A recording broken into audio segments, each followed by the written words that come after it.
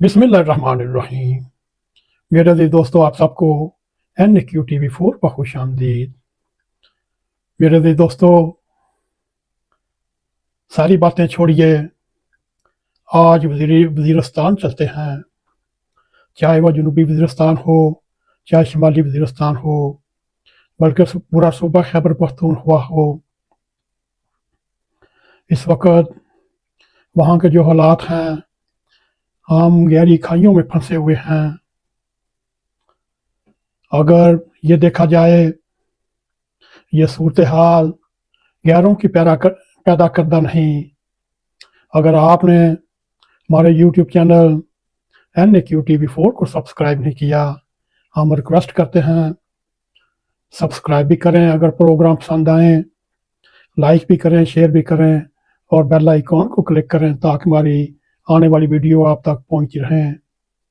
मेरे दिल दोस्तों, हमारे ही कारनामे थे जिनकी वजह से आज सारा इलाका जंगो जदल का मैदान बना हुआ है। नाम नहाद जहाद का सबक हमें किसने दिया था, हमें किसने पढ़ाया था?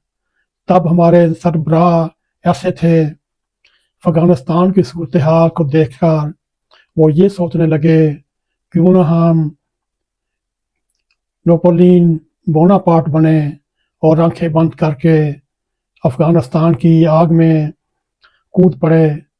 और जाहिर है अमरीकी साम्राज्य ने हमें इस्तेमाल करना था, खूब इस्तेमाल किया।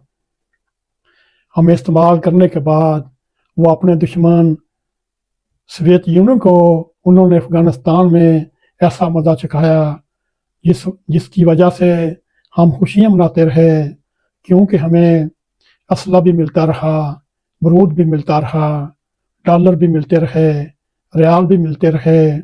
और अफगानिस्तान के हालात में हम इस अंदाज में मुलव्वस हुए कि पाकिस्तान के सरहदी इलाकों को भी हमने अफगानिस्तान बना दिया। एक वक्त था हम अफगानिस्तान की सरहद पार करके मदाखलत करते थे और कुदरत ने आज ऐसा पहिया घुमाया कि उस पार से ऐसी मदाखलत हो रही है, हमने सोचा भी ना था। और इस रिवर्स अंदाजी का तोड़ हम कैसे करें? नाम नहाद जहाज के मज़े तो हमने रूसियों को सिखाए, रूसी तो वहाँ से निकल गया और आज नाम नहाद जहाज का मज़ा हमें जो चखना पड़ रहा है। जो भी नाम हम वहाँ की दरअंदाजियों को दें, वो भी इस्लाम का नाम इस्तेमाल कर रहे हैं। मुसलमानों ने इस्लाम का नाम लेकर जो इस्लाम के साथ किया, वो दुश्मनान इस्लाम भी नहीं कर सकते। मेरे जी दोस्तों, तकरीबन सारे ही चीख कर कहते हैं इस्लामी माशरे में किस किस की बातों की इजाज़त है। अगर इन ठेकेदारों से पूछा जाए कि पाकिस्तानी माशरे में आपको क्या इस्लामी माशरा नज़र आता है, यहाँ हर किस्म के गनाह किए जाते हैं, डाके मारे जाते हैं, चोरियाँ की जाती हैं, झूठ बोले जाते हैं, फरेबकारी की जाती है, फ्रॉड किए जाते हैं। आपको किस किस अंदाज से ये इस्लामी माशरा का शाबा देती है।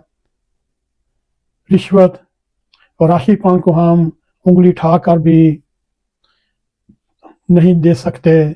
सलाह के नाम पर आइन और जमहूरी इक़्तिदार के साथ जो हम करते हैं और उसके सामने हम खामोशी इख्तियार कर जाते हैं। मेरे अज़ीज़ दोस्तों, दुनिया में हमारी इस वक्त क्या हालत हो चुकी है। अगर आप एक नज़र डालें ताकतवर खुशहाल ममालिक कौन से हैं, उनके मुकाबले में हमारी क्या हैसियत है।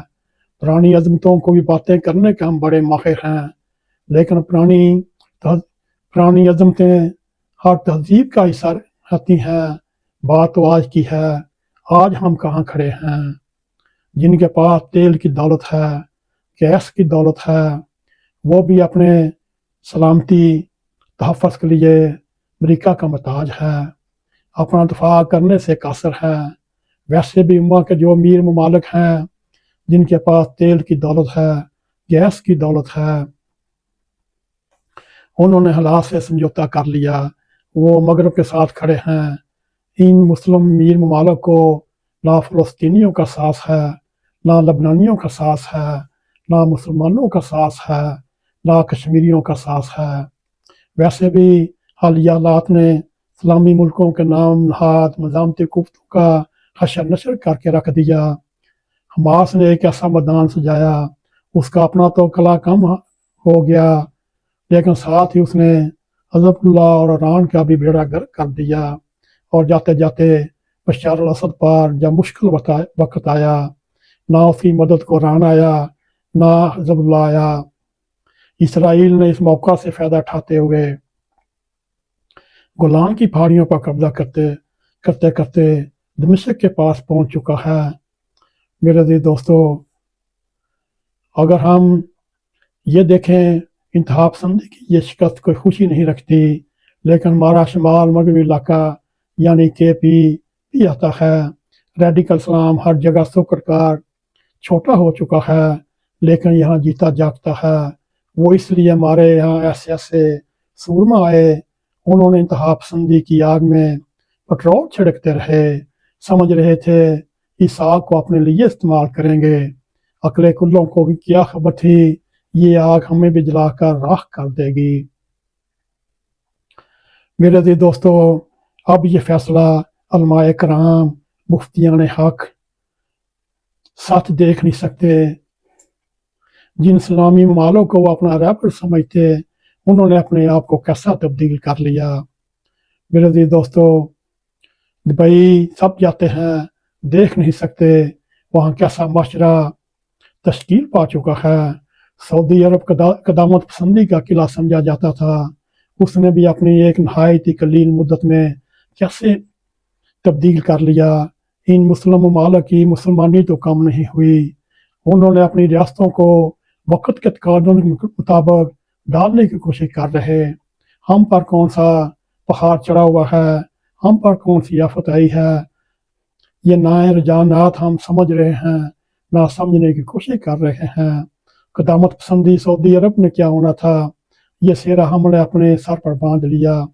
لگتا یوں ہے ہم نے قسم اٹھا رکھی ہے کسی نئی سوچ کو یہاں آنے نہیں دینا، اور نہ ہی کسی سوچ کو سمجھنے کی ضرورت ہے۔ باقی چیزوں میں سب سے برا لفظ پسماندہ ہونا کوئی بڑی بات نہیں، مادی کمزوریاں تو پوری ہو سکتی ہیں، مگر کیا کریں، ہم ٹھہرے ذہنی طور پر پسماندہ۔